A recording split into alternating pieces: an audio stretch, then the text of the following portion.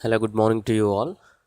Today I'll show you how you can turn off maps in the Snapchat app. So this is my Snapchat app. If you want to off your maps or location details to your friends also, you can off the maps.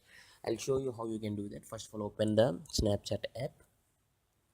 So this is the Snapchat app and click on your profile image here. Okay, not the profile image, just pinch on the screen with your two fingers, drag closer to them so that it will open your Snapchat maps. I'll do that again. Pinch your two fingers to close enough. So once you do that, you'll be able to see the Snapchat maps. So click on allow. Okay, my location is off, so it's asking to on it. Yes, my location is on here now. So yeah, click on the settings here.